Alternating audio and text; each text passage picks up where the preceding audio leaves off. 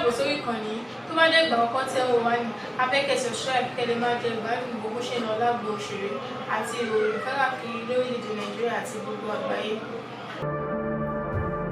Now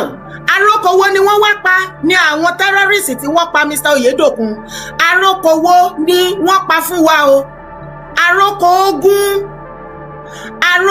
ogun òun ni wọ́n pa fún wa. Àròkọ pé ikú ti dé. The fact wípé wọ́n gé orí Mr. Oyedokun, wọ́n gé orí ẹ̀, wọ́n wá fi hàn ìwọ àti èmi pé ká wò ó. Wọ́n ń sọ fún ìwọ àti èmi wípé orí tí a gé iṣẹ́ ti rí nǹkan tá a fẹ́ ṣe fún yín. Example nǹkan tí à ń gbé bọ̀ lọ́dọ̀ yín leléyìí. Nǹkan tá a máa ṣe fún gbogbo yín leléyìí o. Ṣé ẹ rí orí Mr. Oyedokun bá ṣe máa gbọ́ bá ṣe máa sọ orí yín kalẹ̀ lélẹ̀ bóyá ọ̀pọ̀lọpọ̀ yín kò yé yín, àròkọ yẹn ò yé yín. Wọ́n ń sọ fún yín pé bó ṣe máa gé orí yín tó bá ti ń gbé yín especially ẹ̀yin ọkùnrin. Wọ́n ní wọ́n máa gé orí yín, wọ́n máa sọ ọrùn yín kalẹ̀ lọ́rùn yín ni. Àròkọ nǹkan tó fi ránṣẹ́ sí wa nìyẹn. Ẹ wo àwọn ọmọ wa, bóyá ti rí àwọn ọmọ kéékèèké ọdún méjì kankan tó gbé òkúta ńlá tó gbé sí ní ẹ̀yìn báyìí tó wá kó ẹsẹ̀ tó so mọ́ wájú. You can imagine the whole situation. Now, àwa abiyamọ, àwa obìnrin, mo fẹ́ sọ wípé ẹ dójú tì mí o. Ẹ̀yin abiyamọ nínú Nàìjíríà nílẹ̀ Yorùbá, ẹ disappoint ara yín o. Gbogbo ẹ̀yin ìyálọ́jà, ẹ wùwà abiyamọ, ẹ ti wùwà abiyagba o. Ẹ ti súnmọ́ abiyagba ju abiyamọ lọ o. Abiyagba ni yín o. Ta ló yẹ kó wọ ìgboro, kó gba ìgboro kan bí ó ṣe ẹ̀yin ìyálọ́jà ìyálóde. Bí mo ṣe wá ń ṣe àlàyé yẹn lọ pé orí Mr. Oyedokun tí wọ́n gé, àròkọ burúkú òun ni wọ́n wá pa fún wa. Tálámọ̀ tó máa kàn. Bí mo ṣe wá sọ lọ kí ikọ̀ yẹn tó wọlé, ẹ̀yin abiyamọ, àwa ìyálọ́jà ìyálóde ìyálájẹ́, ojú gbẹ̀mí tì fún gbogbo yín. Gbogbo ẹ̀yin ìyá street by street ẹlẹ́gbẹ́jẹgbẹ́, ẹ̀yin ìyá oríṣiríṣi pọ̀ gan ni. Tẹ́ ẹ ní gúrùpù, tẹ́ ẹ ní ẹgbẹ́ yálà nínú ẹ̀sìn mùsùlùmí, nínú ẹ̀sìn kìrìsìtẹ́nì, nínú ẹ̀sìn ìṣẹ̀ṣe, àbí ẹgbẹ́ tí ò tiẹ̀ ní kankan ṣe pẹ̀lú ẹ̀sìn àti bẹ́ẹ̀ bẹ́ẹ̀ lọ. Tẹ́ kóra yín jọ. Ẹgbẹ́ aláta wà nínú ọjà, ẹgbẹ́ oníṣu wà, oníyọ̀ wà, elépo wà, ẹ̀yin onímọ́tò gbogbo yín bẹ́ẹ̀ bẹ́ẹ̀ ẹ wà. Ẹ jọ̀ọ́ nítorí Ọlọ́run, ibo lẹ́yìn ìyá wà tẹ́lẹ̀ kì mọ́lé tí wọ́n gé orí Mr. Oyedokun tẹ́ fi kù. Àwọn ọmọ náà kó jọ síbẹ̀ àtàwọn ìyá yẹn, ẹ̀kan tí yín dẹ̀ balẹ̀. Ó dàbí ni wípé àwọn abiyamọ tó wà nílẹ̀ Yorùbá nísìn ọ̀pọ̀lọpọ̀ wọn ò dúró láwọn ọ̀gbàdúrà kan jẹun ọmọ mọ́. Abiyamọ òtítọ́ wọn ti sọnù nílẹ̀ Yorùbá. Àwọn abiyagba lókù, ẹ̀yin politicians nìkan lókù tá ti rí wọn. Orin ọ̀tẹ̀ lókù tó wálé ayé wọn wá kọ. Mo ti ṣe show láìmọye ìgbà sẹ́yìn lọ́dún tó ti pẹ́ wípé ọ̀pọ̀lọpọ̀ ẹ̀yin ọ̀dọ́ tí ẹ̀ rójútu ayé yín lè ní, ìyá yín gangan ni orísun ogun tó ń jà yín. Bẹ́ẹ̀ ni wọn ò fẹ́ ká ẹ ṣe rere láyé. Àwọn nǹkan tó bá ti máa jẹ́ ká ẹ jẹ́ èèyàn láyé, àwọn ìyá àsìkò yìí wọn kì í láìkì láti bá wọn lọ́wọ́ sí i. Tó fi jẹ́ wípé ayé ẹ̀yin ọmọ á dáa, ẹ máa ráyé gbé, àwọn náà lè jẹun ọmọ lọ́jọ́ alẹ́. Ṣùgbọ́n nǹkan tó bá ti máa pé ìjọba, òun nìkan ni wọ́n máa ń lọ́wọ́ sí. Ohunkóhun tó bá dẹ̀ ti pé ìjọba kò lè pé aráàlú. Àwọn ọ̀pọ̀lọpọ̀ abiyamọ nílẹ̀ Yorùbá wá wálé ayé asán, wọ́n wáyé wá pasán, wọ́n wáyé wá pòfo lẹ́yìn politician. Wọn ò wá ní ìwúlò kankan. Wọ́n wá péra wọn yẹ́lẹyẹ̀lẹ, àwọn kan APC, PDP, Accord, gbogbo orí burúkú fìlà àti ìgbálẹ̀ àtọ̀brẹ́lẹ̀ orí burúkú, aṣọ yẹ́lò òfò, òun ni gbogbo wọn ń gbé kiri. Tí ò bá wá jẹ́ bẹ́ẹ̀, ẹ jọ̀ọ́ láti ìgbà tí ọ̀rọ̀ ti ṣẹlẹ̀ tó ti gé orí Mr. Oyedokun dé ibi tá a wà yìí, ǹjọ́ yẹ kí abiyamọ ní gbogbo ilẹ̀ Yorùbá ojoojúmọ́ ló yẹ kó máa jáde kó máa protest. Èyí gan ni ìjọba state government àti federal government tó fi máa mọ̀ lọ́rùn wípé yes, ogun ti dé. Torí tí obìnrin bá fi lè dìde láàrin ìlú wípé yes, ó dójú ẹ̀, wọ́n mọ̀ wípé obìnrin tàṣẹ torótoró ni wá. Àwa ni ìyá, àwa ni ìyá. Ṣé ọyàn yín ò sẹ̀ ni ẹ̀yin abiyamọ, ẹ̀yin ìyá tó wà ní Nàìjíríà? Ọyàn yín ò sẹ̀. wọ́n pa wá lọ́kọ àwa là ń jìyà àwa náà kọjú ogun sí àwa ni àwọn tẹ́rọ́rìsì kọjú ogun sí àwa ni wọ́n bá jà àwa abiyamọ ni àwa ìyá ni ṣáwa kọ́ là ń bí wọn lọ́mọ ni àwa là ń bímọ àwa là ń bọ́kọ tó bá pa padà dàgbà wọn á dọ́kọ láti kékeré àwa là ń lóyún wọn àwa là ń bí wọn àwa ni wọ́n kọjú ogun sí ẹ kalẹ́ o à ń gbọ́ yín sà. Yes, ma ẹ wo ṣé mo lè dá sí tó ma. Kẹ́dá sí náà ni gbogbo ọmọ Yorùbá ni mo pè pátápátá ní lólókè òkú ẹ̀dá dá sétò yóò ètò gbogbo wa ní o ẹ ṣeun. Iye dára ẹ kú ètò ó pẹ́ tí mo ti wo ètò yín and mo kàn fẹ́ dá sí nǹkan tó ń ṣẹlẹ̀ nílẹ̀ Yorùbá. Èmi mo máa ń send message lórí WhatsApp and I've been talking about what is happening here in the north lèmi wà northern part of Nigeria. Ẹ wo ma. Yorùbá ti sùn wọ́n ti sùn fọ́nfọ́n wọ́n ti fi gbé ya kò sí nǹkan tó máa ṣẹlẹ̀ ẹ̀dẹ̀ wo ẹ̀yẹ kí n sáré sọ kíni kan kí n gbàgbé nǹkan ọ̀rọ̀ tí mo torí pé fún ṣẹ́rí ẹran màálù tá ń jẹ lẹ́ Yorùbá ó dà pé wọ́n ti cast a spell on that thing and that thing is affecting everybody including the Obas including the governors and everybody nílẹ̀ Yorùbá ó ti dúró iye wọn lọ́pọ̀lọ́ mọ́. Wọn mọ̀ pé ojú agbami ogun ni wọ́n wà already. Ẹ wo wọn àmọ́ fẹ́ sáré jáyín sí fún ọ̀kan. Àwọn tó máa ń ṣòro rí kíní social media yẹn mi ò mọ bẹ́ẹ̀ ṣe lè sọ fún àwọn bóyá ìletò kan yé ṣò wọn mọ́ tó máa fẹ́ neutralize wọn. They should stop that thing is pissing me off. Mi ò mọ̀ kó tó ṣẹlẹ̀ nílẹ̀ Yorùbá àti bẹ́ẹ̀. Wọ́n wá ṣe bí sọ́bí. Tó ń bí sẹ́rí kí ni ẹ̀ máa ń bí mi nínú. Wọ́n wá ṣe bí dìdìrín àwọn máa ṣe bí ní wọ́n ti ra iye wọn ọ̀rọ̀ òye wọn tàbí wá sọ̀rọ̀ sí wọn wá náà máa bú wọn.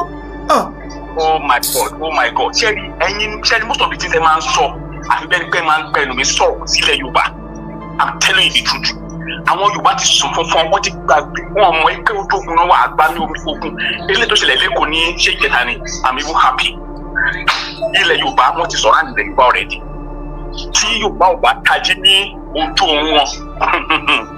àfàìmọ̀ ká má fi ilẹ̀ Yorùbá pìtàn àfàìmọ̀ kí a má fi ilẹ̀ Yorùbá pìtàn that is the truth.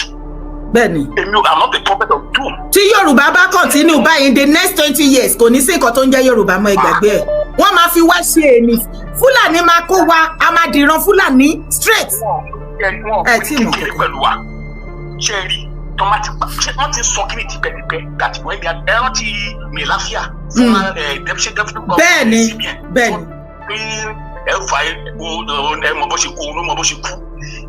ọmọ yẹn sọ nígbà yẹn ó ní when they are done with all the rural areas then city center ni wọ́n move they had their plan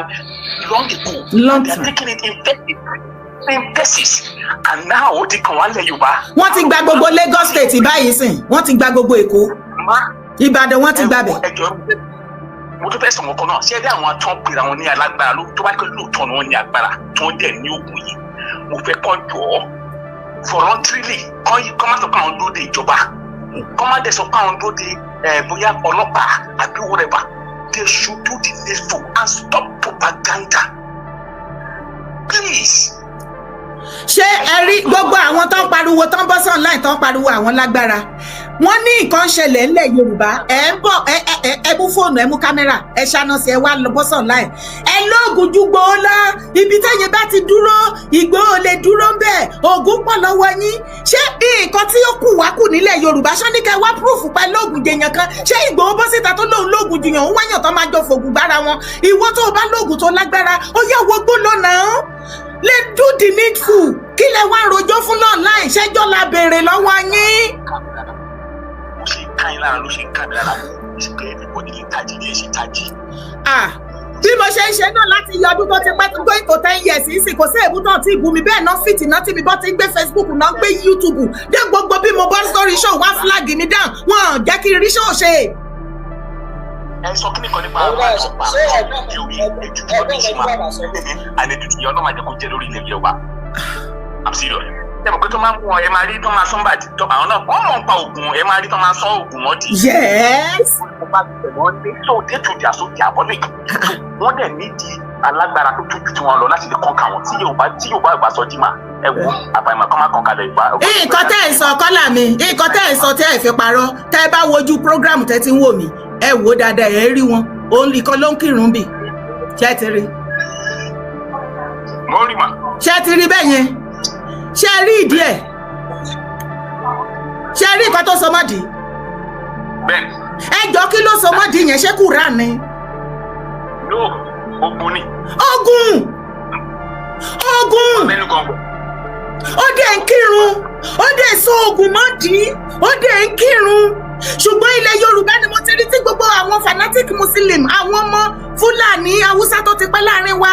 wọ́n wá lé gbogbo ẹ̀yàn òríjìnà ọmọ kan wọ́n lé yín sẹ́yìn wá dìdìdì rẹ̀ wá kú lẹ́nu ọmọ àlè wá lídì ọmọ àlè ló wá ń gbọ̀rọ̀ sọ fún wa wọ́n wá kó wa wọgbó. ẹ má bínú mà wọ́n ti gba gbogbo ilẹ̀ Yorùbá. ẹ ó dàn brọ́dà mi ẹ jẹ́ kí kọ́là tó wà lórí ètò kí wọ́n ṣe tán. gbogbo ògùn tán tí Yorùbá ti ní wọ́n ti fi ẹ̀sìn wọ́n ti fi gbà lọ́wọ́ wa mà wọ́n ti rí pé àti fúyẹ́ òun náà ṣe one strike sí ṣé mo pé what they are doing right now wọ́n test water ni wọ́n dẹ̀ ti rí pé àfúyẹ́ wọ́n ti mọ̀ kíyàn kan fẹ́ gbé nǹkan ó rí pé kéèyàn kó exert so much energy kó dẹ̀ wá rí pé kí ni màá fúyẹ́ kẹ̀ nǹkan tó ṣe because ilé kan ṣe ìta react wọ́n máa ṣe large bigger one mega one tó yẹ pé ó máa lo bẹ́ẹ̀ tẹ́ bá ń gbọ́ kó máa lo bẹ́ẹ̀ bó dẹ̀ ṣe máa ṣe lọ́sẹ̀ ni. kò lẹ Yorùbá o Yorùbá ni Yorùbá lẹ́ni gbọ́ tí mo sọ lọ́dún mi ò ṣe ara náà tó gbé tilẹ̀ pé náà tí mo wà Ọlọ́run àfẹ́bọ̀. ẹ jọ̀ọ́ ṣé lè bá mi advice àwọn ọmọ Yorùbá kí wọ́n jí wípé ogun ti dé ikú ti dé báyìí àjàló bẹ́ẹ̀ bá mi bẹ̀ wọ́n. meanwhile ilẹ̀ Yorùbá ni target wọn mà. bẹ́ẹ̀ ni Yorùbá ni target wọn. ẹ bá mi ṣàlàyé fún wọn sà. tọ́ba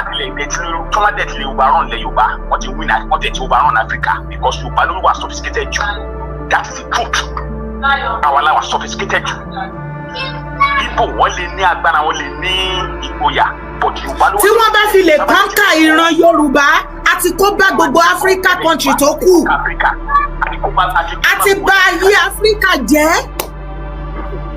ẹ wo ẹ jẹ́ kí n dẹ́nu dúró mà. ẹ ṣé sir God bless you sir. God bless you. You are welcome sir. torí tí ò bá jẹ́ bẹ́ẹ̀ ó yẹ kí gbogbo ojoojúmọ́ ló yẹ kí gbogbo ẹ̀yin abiyamọ ìyálọ́jà gbogbo yín ká ẹ pariwo síta ká ẹ jẹ́ kí ó yé gbogbo gọ́fúnà àti gbogbo pírẹsidẹ́ǹtì ká ẹ jẹ́ kó máa yé wọn wípé ó tó gẹ́ ọkọ wa lẹ̀ ń pa àwọn ọmọ wa lẹ̀ ń pa à ń gbọ́ yín bàbá. mo ń wo program kan ní lórí TikTok ní ọ̀sán yìí ìnìkan wá sọ̀rọ̀ kan ọ̀rọ̀ tẹ́nìyẹn sọ ní agbára gan ó dẹ̀ bà mí lẹ́rù ẹnìyẹn ní ọ̀rọ̀ tẹ́nìyẹn sọ mo ti sọ fún yẹn mẹ́ta ní Nàìjíríà lónìí ìsèmtì tó gbọ́ wọn sọ ní òun náà ṣe ẹnìyẹn ní pé many people tó rù Nàìjíríà àtàwọn ọ̀pọ̀lọpọ̀ àwọn Nàìjíríà ti ní mental issue mo ní wọ́n á rò pé ọ̀rọ̀ lẹ́nu yìí máa sọ tòótọ́ tí ò bá jọ bẹ́ẹ̀ ewu àtìgbà táwọn ìbò ìdí ṣiṣẹ́ burúkú yìí tí somebody like you dẹ̀ ń pariwo tẹ́lẹ̀ ń pariwo pé àwọn kinní yìí ń bọ̀ àwọn kinní yìí ń bọ̀ wọ́n dẹ̀ ń wọ̀nà títí táwọn àgbẹ̀pọ̀ ìfi wọlé wọ́n dẹ̀ tó wá wọlé tán sí wọn tó wá ní agbára kò sí pé oníṣẹ́ kan wà lẹ̀ fún wọn láti lè fèsì wọn. nípa fún yín tí àwọn bíbú ìbá dìde ní ọ̀la. tó bá dìde tilẹ̀ Yorùbá tó bá náà ṣetán láti eradicate ilẹ̀ Yorùbá wọn á kàn pa everybody fínfín kò sí nǹkan tó máa jẹ́. wọ́n make sure pé I finish everything. yes. ọgbọ́n everything na mi play politics. ṣáàdò ni gbogbo ẹ̀yin aráàlú tẹ wà nílẹ̀ kóòtù ajíire ṣáàdò nìyí. everything so tí bàbá Tinubu bá tiẹ̀ ń bẹ̀rù pé òun wá fọ́ọ̀tì ní north ṣé kò yẹ ká máa secure ilẹ̀ Yorùbá ní abẹ́lẹ̀ ni. abẹ́lẹ̀ burúkú tó ń gbé àwọn gẹ̀rù tẹ̀ nímọ̀ nǹkan tó ń ṣẹlẹ̀ tó gbogbo àwọn security tó máa ṣẹlẹ̀ gan á jẹ́ bíyàn ọmọ Yorùbá ọ̀sán ọmọ Yorùbá gan. títí di bá ṣe ń sọ̀rọ̀ yìí gbogbo ọba ilẹ̀ Yorùbá kò síbi tó ti kóra wọn jọ tó ti bọ́ síta tí wọ́n fohùn kò tá a rí ẹnìkan láàrin wọn tó àdírẹ́sì situation tó ṣẹlẹ̀ wípé no we are not going to accept this nígbà eléyìí àròkò burúkú lélẹ́yìí jẹ́ kí wọ́n dẹ̀ bá àwa ọmọ ìlú kan bá wa sọ̀rọ̀ bàbá Ọọ̀ni dákẹ́ Ṣọ̀ún Ògbómọ̀ṣọ́ dákẹ́ Aláàfin dákẹ́ gbogbo ọba dákẹ́ wọ́n bìlífì pé kò sí kankan tó ṣẹlẹ̀ ó kò ti ṣẹlẹ̀ náà nìyẹn wọn ò ní láti àdírẹ́sì wa wọn ò ní láti bá wa sọ̀rọ̀ wọn kò dákẹ́ àwọn abiyamọ náà wá dákẹ́ táwọn ọkùnrin bá ti fira wọn jì pé àbíkú àgbà náà fẹ́ fira wọn ṣé àwa táwa fẹ́ láyà àtàwa tá à ń bí wọn lọ́mọ ṣé ó yẹ ká padà dákẹ́. ṣé ọ̀rọ̀ tẹ́ni yẹn wá sọ ọmọ àrùn omi títí mo ní mo tọ́wọ́ tẹ́ni yìí sọ because tó bá dé pé kò jẹ́ bẹ́ẹ̀ lọ sí kò yẹ káwọn yẹn ti dìde lábẹ́lẹ̀ pé kí wọ́n ti máa jàjà yẹn pé ẹgbẹ́ àwọn ọdún gọ́ọ̀mẹ̀ntì mọ́ ìkọ́ àwọn gọ́ọ̀mẹ̀ntì lẹ́yìn wọn máa pa wá tán ni wọ́n máa dé fi pa wá tán ni everybody ẹ jẹ́ ká dìde ẹ jẹ́ ká kúra wa tán irú àwọn ọmọ tó kó láti jọ yẹn tó ń pẹ̀lú tó dáa ni tá a bá rí èèyàn 5,000 tó kóra wọn jọ tó bá wọnú kó tàbí pé wọn lè dúró. wọn ní dúró tó kálukú mú nǹkan tó ní lọ́wọ́ gbogbo wọn kàn dákẹ́ lọ ó dẹ̀ tó ń wá. ṣé fẹ́ gbọ́ information tó tẹ̀ mí lọ́wọ́ another one tó brutal ju tó ṣẹlẹ̀ lọ́yọ̀ọ́ tẹ̀ sí ń dúró lé lórí ó fẹ́ is about to happen any moment from now state tó ti fẹ́ ṣe ni mi ò mọ̀ ṣùgbọ́n èyí tó tún wọ́ọ̀sì ju ti àwọn ilé ìta ṣì ń dúró lé lórí is about to happen mi ìwà mọ̀ bóyá Lagos nínú Lagos state or Ondo state abẹ́kìtì náà ló ti fẹ́ ṣẹlẹ̀ don't worry ẹ má wọrí makamaka ló yẹ kàn ẹ jókòó kẹ dákẹ́ kẹ má ṣe bí dìdìrìn bí zombi kẹ má bọ́ sí ìgboro kẹ bójú gọ́fúnà jẹ́ kẹ fi gọ́fúnà pàrọ̀ kò ránṣẹ́ sí pírẹsidẹ́ǹtì. ẹni yẹn sọ̀rọ̀ ẹ náà mo ní àbúlé ìtú ọ̀rọ̀ tó yẹ sọ because èmi ò rí ibi tó ti máa pa àwọn èèyàn táwọn èèyàn máa wòran tó tó máa ṣe pàtì wọ́n ń pa àwọn èèyàn wọ́n dẹ̀ ń wòran wọ́n dẹ̀ ń ṣe pàtì wọ́n dẹ̀ ń pa wọ́n nǹkan ti ṣẹlẹ̀ o. ẹ ṣe gan ni sir. mo ní a lot of things tí mo fẹ́ ṣe lálàyé fáwọn èèyàn tẹ bá ń kó sí mi lẹ́nu kó sí mi lẹ́nu á jẹ́ kí n gbàgbé mo ní láti ṣe analysis ọ̀pọ̀lọpọ̀ nǹkan torí nǹkan òun yé àwọn èèyàn wa bọ̀rọ̀ nǹkan òun yé wa bọ̀rọ̀ ẹ wo iye ọdún tá a ti ń sọ̀rọ̀ yìí ó ṣe ni láàánú wípé ẹ̀yin ìran ọmọ kóòtù àjíire adọ́run mòtítọ́ ló pọ̀ lára yín ẹ rò wípé eré lásán ní ṣe Sunday Adéyẹmọ Ìgbòho ló ń ṣe pẹ̀lú yín àbí gbogbo bí màá yẹn ṣe fi tìtara pẹ̀lú situation kan tí wọ́n ti wà wẹ́ẹ̀ tí wọ́n ti mọ̀ àtẹ̀mí tá a fi ń bá yín sọ̀rọ̀ eléyìí tó yẹ ká ẹ wò wípé definitely nǹkan táwọn pípì fi sọ̀rọ̀ báyìí pé kinní kan èyí tó yẹ ká ẹ jókòó ká ẹ wò pé ọ̀rọ̀ ńlá rèé o ṣebí trade lẹ̀ ń fún wa ṣebí ogun lẹ kó tì wá ṣebí torí ẹni àsọpọ́tì bàbá Tinubu à ń sọ̀rọ̀ wípé bàbá Tinubu ṣe máa lọbẹ̀ wọn ò wá join wa pé kinní kan Yorùbá nation àti ọ̀rọ̀ insecurity wọn ò dá sí ṣebí ọmọ nǹkan tẹ́ fojú wa rí àti Ìgbòho títí dìsín ṣebí ṣì mọ nǹkan tẹ́ fojú Ìgbòho rí òun ni fídíò tí a máa analyse sìn torí a wá rí wípé àwọn oníṣẹ̀ṣe àti no ẹ má tẹ̀jẹ̀ sọ wípé àwọn oníṣẹ̀ṣe àwọn religious leaders àwọn ni wọ́n wá ya wèrè online tí wọ́n wá attack Ìgbòho all of a sudden wọ́n kàn déédéé rántí pé Ìgbòho náà kò yẹ ká gbé kinní fún ẹ bá wa béèrè lọ́wọ́ wọn iye ọdún láti ìgbà tó ti lọ bọ́ọ̀sì ilé Ìgbòho láti 2021 àbí 2020 or 2021 tí ọkùnrin yẹn ti ń sá káàkiri tó ti ń sá káàkiri tí ò lè farabalẹ̀ bó ṣe farabalẹ̀ tó ṣe gba freedom tó wà lé táàdẹ̀ ń pariwo gbogbo bó ṣe ń sá káàkiri bẹ́ẹ̀ náà ni somebody like me là ń pariwo táàdà kẹ́tẹ̀dẹ̀ rí many things we prove ẹ wá dákẹ́ títí ọtí ìgbà tí Ìgbòho gba freedom àbí gbogbo ìgbà tí Ìgbòho ti gba freedom ṣe rí gbogbo wọn bó ṣe ṣe bí olórí burúkú online sí ṣe rí wọn online ṣé wọn ò máa jí yín gbégbà yẹn ṣé gbogbo àwọn olórí burúkú religious people tó wá ń ṣe èrè àti prophetess prophet wèrè àti sheik òfò àti àwọn oníṣẹ̀ṣe babalágbádé olórí burúkú àwọn ọmọ àlè àwọn ọmọ ìrankíran àwọn ẹranko láàrin àwọn èèyàn ìjẹ́ ẹ̀rí gbogbo wọn kí wọ́n bọ́ síta kí wọ́n wá sọ̀rọ̀ ibi tó ti bẹ̀rẹ̀ sí ní sọ̀rọ̀ tó ti jí lójú oorun wọn rèé gbàrà tí Ìgbòho gba freedom torí wọ́n ti kọ́kọ́ believe yìí pé in the next 20 years Ìgbòho lè rí freedom gbà ṣẹ́yìn jẹ́ Ọlọ́run ni ẹ̀yin pílànù titi yín àwa náà pílànù titi wa Ọlọ́run wa bá ti yín jẹ́ nìyẹn ó ṣẹ́kọ́ náà mọ́ yín lọ́wọ́ ó gbé ọ̀rọ̀ Ìgbòho ó fi ru yín lójú ká tó ṣẹ́jú pé Ìgbòho ti já sójú ọ̀nà wọ́n ní ó gba freedom ọ̀pọ̀lọpọ̀ yín sunkún lọ irọ́ ni wọ́n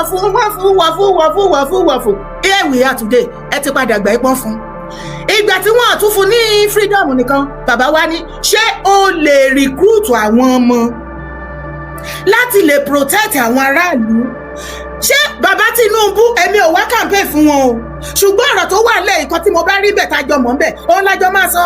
ṣé bàbá Tinubu tó pe ṣe Sunday Ìgbòho wípé wá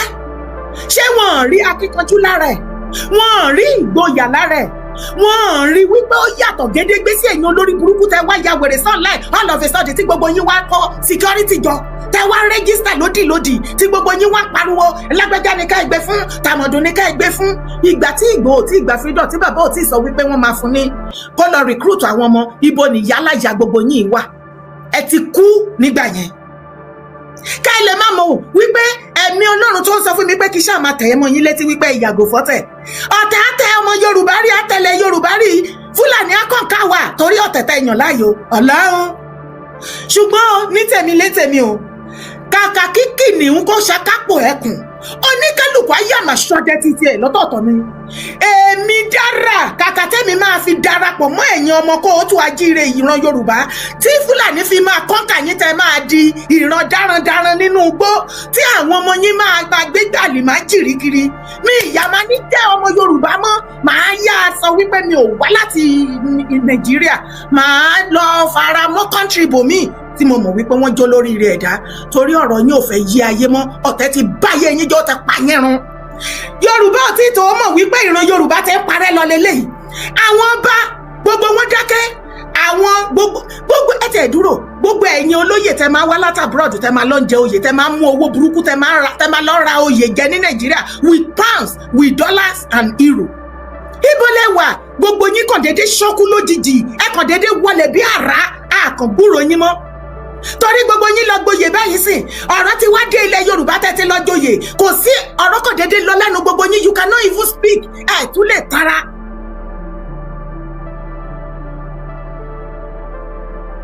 ẹ̀ tún lè tara. wọ́n wá sọ fún wa wípé situation tó ṣẹlẹ̀ ní Ọ̀yọ́ state wọ́n ló lọ́wọ́ Mákindé nínú because politicians are heartless they are brutal they are wicked wọn lọ́rùn ọmọ wọn ò jọ wọ́n lójú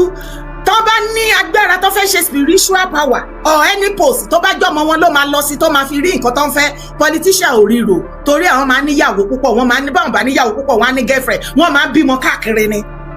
torí àbíkú ni wọ́n èṣù ni wọ́n àṣìtánì ni mò ń sọ o. tí ìyọba sọ wípé kinní tí ìwọ kan wá dúró tó sọ pé ẹ má jà sọ bẹ́ẹ̀ kinní kan tiẹ̀ ti bá ẹ níbi tí ọ̀rọ̀ dé dúró nísìnyí ó jẹ́ aráàlú ìwọ tún yìí nu ẹnu ó tún yìí sọ pé o trust the politician ṣé ikú ò ti pa ẹ́ ṣáàdùn ẹ lọ́kàn ìwà ó ti kú torí ọ̀rọ̀ òye ó ti kú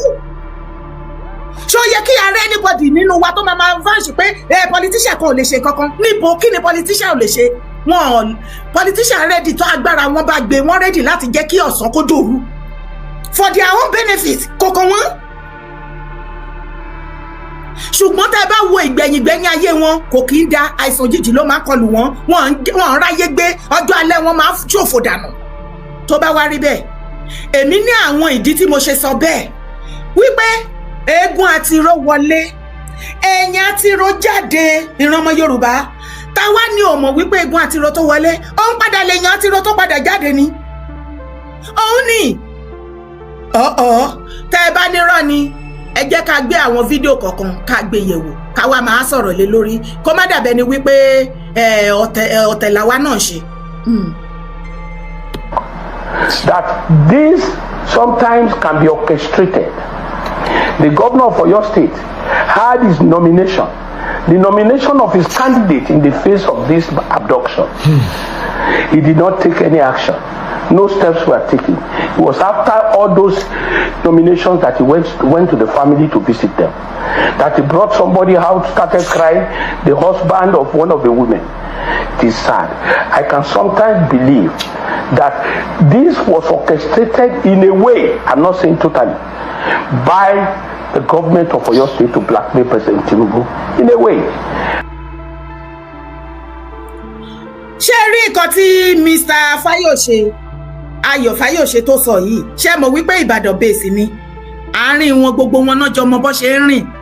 olè ló mẹsẹ̀ olè tàn lórí àpáta ẹ má ṣì mí gbọ́ òwe ni mo pa o mi ò sọ pé olè ni wọn o torí ọ̀rọ̀ yín le gan ni o ajá àwò yìí òun là sì mọ̀ wípé ó mehoro òwò yìí lé gbogbo wọn náà jọ wà into politics gbogbo wọn náà jọ wicked wọ́n jọ wà heartless ni wọ́n jọ mọra wọn dénúdénú wọ́n mọra wọn dọ́kàndọ́kàn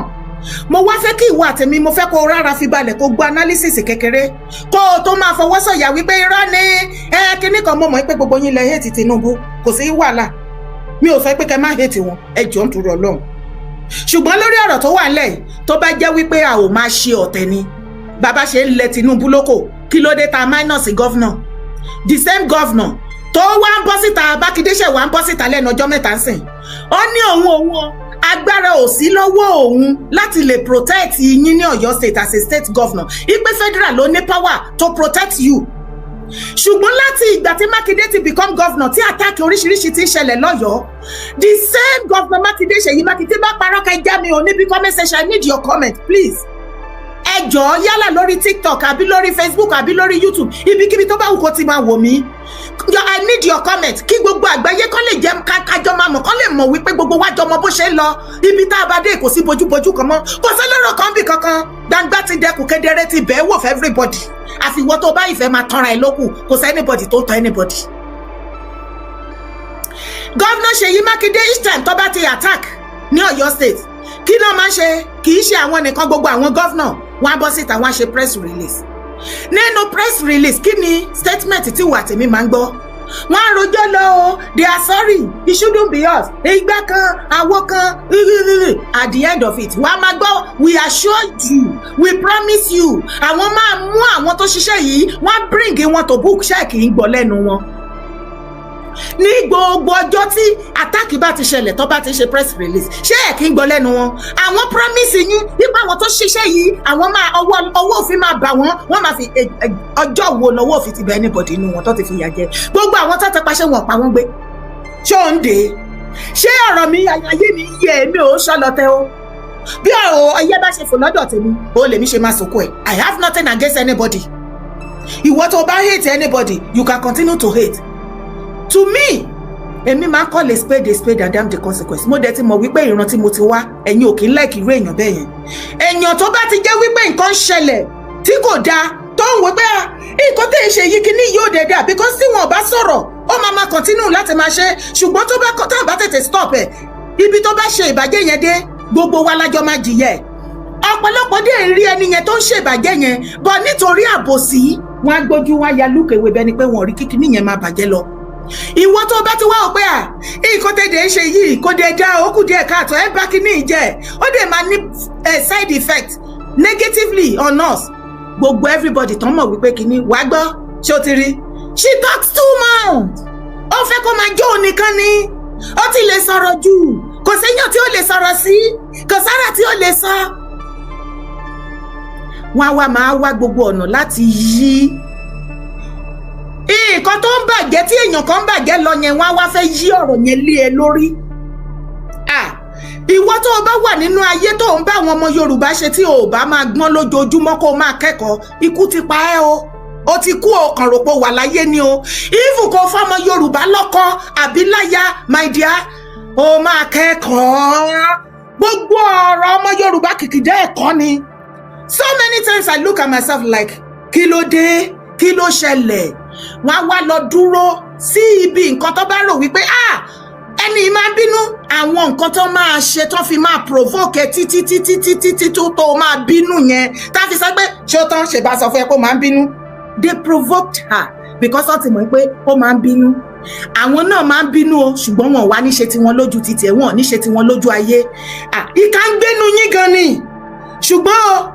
mo ní ní tèmi Yèyé Dára Kowé Akéde Oòduà mi ò ní bá yín ṣọ̀tẹ̀ láéláé èmi ò sí lára àwọn tó sọ wípé dandandandan kẹ́nìyàn so mọ́ mi tí mo bá fẹ́ kí àwọn ènìyàn kan máa so mọ́ mi lógúnlógún lọ́gbọ̀lọ́gbọ̀n mi ò ní máa sọ òtítọ́ tí Ọlọ́run mi ní kí bá òun dá májẹ̀mú láti sọ kí Ọlọ́run tó dé pè mí láti lọ sọ nítorí kí n máa sọ ó ti sọ fún mi kí n má ṣe bẹ̀rù kí n má ṣe fòyà ẹni tó rán mi níṣẹ́ ni mo máa bẹ̀rù mi níbẹ̀rù ẹ̀yin tí mo máa jẹ fún bí ikú bá dé ẹ̀yin kọ́ lẹ pa mí ọ̀run ló pè mí sọ́dọ̀ ṣùgbọ́n kí ikú tó dé iṣẹ́ tí Ọlọ́run rán mi máa jẹ ẹ̀ẹ́dẹ̀ mọ̀ wípé àwọn kan wà Ọlọ́run pé wọ́n ránṣẹ́ wọ́n díṣẹ́ yẹn fún yín ẹ̀yin lẹ gbọ́ torí ọ̀tẹ̀ àti àbòsí tẹ wálé ayé wá ṣe. Now láti ìgbà tí gbogbo kinní yẹn ti ń lọ tó ti ń lọ Governor Makinde wọ́n wá release press release títí di èní eléni kò sọjọ́ tán mú corporate kankan kò sọjọ́ tí wọ́n mú kidnapper àbí anybody kankan àbí bandit kankan èyí tó bá mú táráàlú bá mú tán bá fà lọ́lọ́pàá àwọn aráàlú náà tún máa mú mọ́lẹ̀ náà tún fìyà jẹ wípé kí ló wá lọ́bẹ̀ báwo ni wọ́n náà ṣe rìn débẹ̀ tó já sí wípé gọ́fúnà gan máa mọ̀ ok ìyẹn lọ. Gọ́vnà Ṣèyí Mákindé ní agbára wà lọ́wọ́ federal kò ságbára lọ́wọ́ state láti protect yín kí ló dé tí gọ́vnà Ṣèyí Mákindé ò sọ láti ìgbà tó ti become governor tí wọ́n ti yẹ attack Ọ̀yọ́ state tí kò ṣe sọ fún yín wípé ẹ wo ọ̀rọ̀ tó wà nílẹ̀ yìí kó má dàbẹ̀ ni wípé ẹ máa rí mi pé mi ò ṣiṣẹ́ mi dáadáa mi ò ní agbára as a state governor federal fún mi ní oore ọ̀fẹ́ láti lè dáàbò bò yín bó ṣe tó bó ṣe yẹ o ṣé wọ́n sọ bẹ́ẹ̀ fún wa wọ́n assure wa fún ètò ààbò tó péye everything máa wà okay ká lọ fọkàn balẹ̀ ká lọ fara balẹ̀ kò ní sí irú ẹ̀ mọ́ security tó tight máa wà. These are the promises tí gbogbo wọn máa promise wa. Ìyẹn kan. Another one tí mo tún fẹ́ pe àkíyèsí yín sí ẹ jọ̀ọ́ at least ó kéré jù wọ́n ní owó security vote tí wọ́n ń gbà tí federal fún àwọn state governor ní every month a máa tó bí 12 billion naira or so if it is not more than that 12 billion naira láti federal àkáǹtì federal ń sọ sí àkáǹtì state 12 billion naira every month fún kíni fún security tó maximum security ètò ààbò tó péye fún ìwọ fún èmi fún dúkìá wa. Yet state government ń gba security vote owó ètò ààbò fún aráàlú àti dúkìá wọn láti ọ̀dọ̀ federal. Ibo ni owó yẹn wà? Torí gbogbo nǹkan tó yẹ kí wọ́n fi àwọn machineries tó yẹ kí wọ́n fi owó security vote rà bí àwọn drone ìgbàlódé tó fi máa monitor àwọn pípì tó fi máa mọ ibi tó wà because on a good day tó bá jẹ́ wípé wọ́n lo drone ni wọ́n locate ibi táwọn pípì yìí wà there is a way to go about it. Nǹkan tó bá mú àwọn Amẹ́ríkánà tó kúrò l'Amẹ́ríkà tó wá rescue àwọn èèyàn wọn l'Áfíríkà tí nǹkan kò dẹ̀ ṣẹlẹ̀. Shame on Nigeria government, the giant of Africa. You have become a cockroach of Africa. Lẹ́yìn ìgbà tí wọ́n ti fún wọn ní security vote. Mo rò pé yàn sọ̀rọ̀. So now Governor Ayọ̀ Fáyọ̀ṣe bọ́ síta. Ó ní situation tó ṣẹlẹ̀ ní Ọ̀yọ́. Ó ní Governor Ṣèyí Mákindé partially mọ̀ sí. Ọ̀pọ̀lọpọ̀ sọ pé irọ́. Mo ní ẹ má jẹ́ kí gbogbo wa sọ pé irọ́. Alẹ́ mi bílíà alẹ́ mi bílíà ṣé dáadáa lẹ́wà máa ẹ ṣe. Now nǹkan méjì ọ̀tọ̀ọ̀tọ̀ of recent yìí tí ò tí ì ṣe nǹkan tó yẹ ìwọ àtẹ̀mí àti sáré gbàgbé òun ló ti ṣẹlẹ̀ ní Ọ̀yọ́ state tí ex-governor Ayọ̀ Fáyọ̀ṣe ṣe mọ̀ pé Ìbàdàn base ni gbogbo wọn dẹjọ wà nù politics ni wọ́n jọ mọra wọn dáadáa.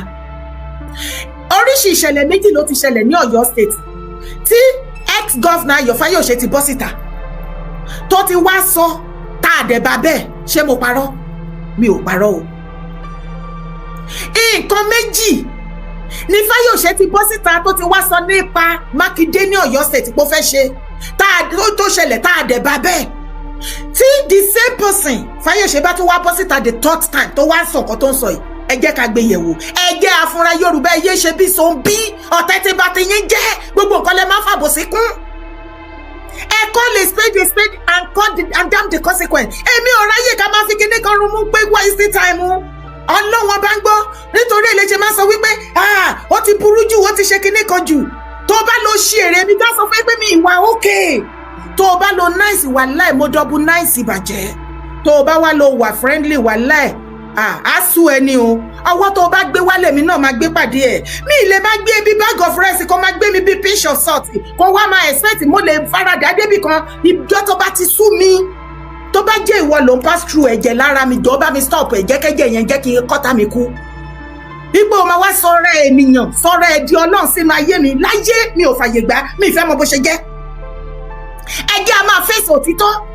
ẹ má jẹ́ ká máa ṣe nǹkan tó máa sọ ọ̀ràn tá a sọwọ́ di ọ̀ràn sí wa lọ́rùn bó o bá mi ṣe màá pọ́n ẹ lé màá máa gbé ẹ gẹ̀gẹ̀ nǹkan tó jẹ́ màá ló jẹ màá máa kẹ́ ẹ lójú kẹ́ ẹ nímú màá dìdìrín fún ẹ ìfẹ́ tí mo ní sí ẹ oníjẹ́ ìlẹ̀ wojú ẹ gbogbo nǹkan tó ń ṣe tí ò bá mi lára mu màá máa faradà mi ní complain gan.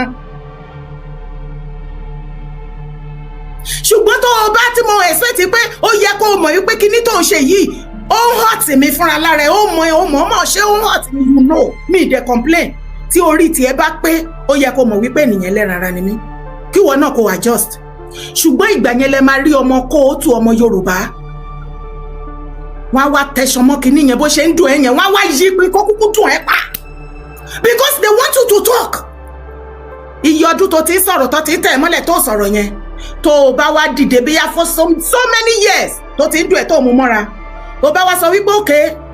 ẹ ready àti stop láti má tẹ̀ mí mọ́ ó tó gẹ́ bẹ́ẹ̀ yẹn ẹ má tẹ̀ mí mọ́ mi ìfàyè ibi tẹ́ ti má tẹ̀ mí mọ́ mi ní fi sílẹ̀ mo block ibẹ̀ yẹn ọkọ̀ block ni o stop kọ́ má tẹ̀ ẹ́ mọ́lẹ̀ mọ́ ni kì í ṣe wípé o tí ì retaliate pẹ̀lú wọn o gbogbo èèyàn tó mọ̀ mọ́ ẹ láyé òun ni wọ́n máa rojọ́ ẹ̀ fún tábà tiẹ̀ jẹ́ débẹ̀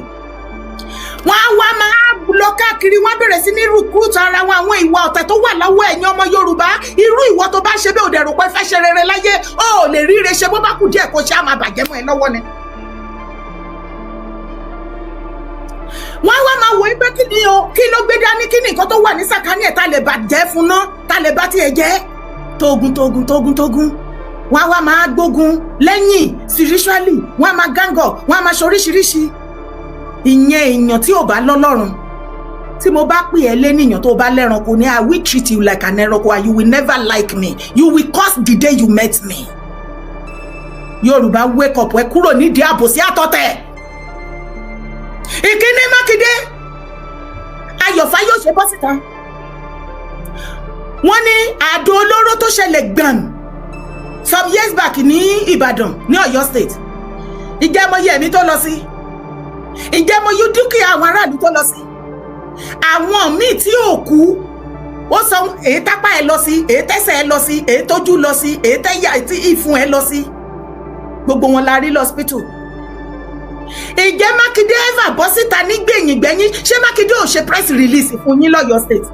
gbogbo ọmọ Yorùbá ṣé Mákindé ò ṣe press release wípé òun promise gbogbo ọmọ ilẹ̀ Yorùbá both home and abroad wípé àwọn tó ṣiṣẹ́ yìí àwọn máa bring wọn to book láti ọdún náà di èní eléni ṣé ẹ gbọ́ anything nípa kéèsì yẹn mọ́ bóyá wọlé bí àrá nìyẹn bọ̀ ṣé kò yà yín lẹ́nu nígbà tí ìjà ṣẹlẹ̀ láàrin àwọn politician tí Ayọ̀ Fáyọ̀ṣe fò fẹ̀rẹ̀ bọ́ síta tó ní àdó olóró tó dúgbọ̀n ní Ìbàdàn lọ́jọ́ sí ṣebí 50 billion ní ìwà Ṣèyí Mákindé òun ló fi gbà lọ́dọ̀ federal ṣé federal ò fún ẹ lówó Ṣèyí Mákindé bọ́ síta ó lo gbáǹkó ká ẹ lè máa mọ orí ìṣẹ̀dá àwọn èèyàn táwọn pípù yìí jẹ́ tó o bá ìwà ń bẹ̀ tó ń support wọn tó ń protect wọn mo fẹ́ kó mọ̀ pé ẹ̀mí ẹ̀ ló fi tàfàlà ikú ti pa ẹ́ tán because àtijọ́ tó ti jí àwọn èèyàn gbé jọ́wọ́ ló gbọ́ tán jí governor senator minister ìjọ́ wo ló gbọ́ pọ́n gbé wọn wọ́n gbọ́ ọmọ wọn wọ́n gbé ìyàwó wọn tí yín ti bá yín aráàlú ẹ̀yin lẹ wáyé òfò ó ti wá hàn gbangba wípé ọ̀pọ̀lọpọ̀ yín tẹ kọ̀ wálé ayé majority yẹn kọ̀ wálé ayé asán ni ẹ̀ wálé ayé wá ṣe kankan torí mo rò wípé báyìí stage ibi tàbí ó yẹ kí ẹ̀mí wa ló yẹ ká máa dù ṣé ó yẹ ká tún rí anybody tó máa sọ wípé no gọ́fìnà kò lè ṣe kankan. Mákindé bọ́ síta ó lo gbáǹkó irọ́ ló pa Mákindé ń jẹ́ kó yé gbogbo àwọn ọmọ Yorùbá bó tó mọ̀nà búrọ̀dé pé ká má dáhùn o ó ní ká má bìlí Fáyọ̀ṣe ó ní irọ́ ló ń pa ṣé mo parọ́ ìgbà tó fà ìyẹn ló provoke Ayọ̀ Fáyọ̀ṣe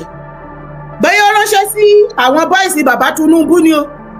bóyá ó ti wà lẹ̀ tẹ́lẹ̀ àmì tó jẹ́ ṣàdédé ni inú burúkú bí Ayọ̀ Fáyọ̀ṣe torí Ṣèyí Mákindé provoke ẹ̀ wípé tó o bá tó ìwọ tó o bá jẹ́ ògidì ọmọ Yorùbá ọmọ kóòtù kò mí pé torí òun jẹ èdè Yorùbá lẹ́nu kò mí pé torí òun jorúkọ Yorùbá there are so many things tó ti ṣẹlẹ̀ ní sí tí ọmọ Yorùbá original ta ní láti dìde mo ń pariwo pé àwọn original ọmọ kóòtù ajíire ọmọ Yorùbá pé ní ṣe báyìí percentage wa ò pọ̀ mọ́ àwọn àdàmọ̀dì ló pọ̀ jù àdàmọ̀dì ti kó original ọmọ láyà jẹ àwọn àdàmọ̀dì ló wá speak àwọn náà lọ sí gbogbo àwọn top post gbogbo à ń jọba à ń ṣe oríṣiríṣi àwọn ni wọ́n occupy everything hence torí ilẹ̀ Yorùbá tó ń lọ lódìlódì torí kò sí original ọmọ ọkọ ilẹ̀ Yorùbá kankan tó máa rí tí tó bá máa sọ̀rọ̀ nípa ilẹ̀ Yorùbá wàá rí nínú ìwà nínú ìṣe ẹ̀ wàá rí kò ní yí pé kò ní bojú jẹ́ kò ní wàá ṣàrí traces yẹn lára ẹ̀ pẹ́sẹ̀ ẹ̀jẹ̀ ọmọ Yorùbá wà lára ẹ̀ ìgbà tí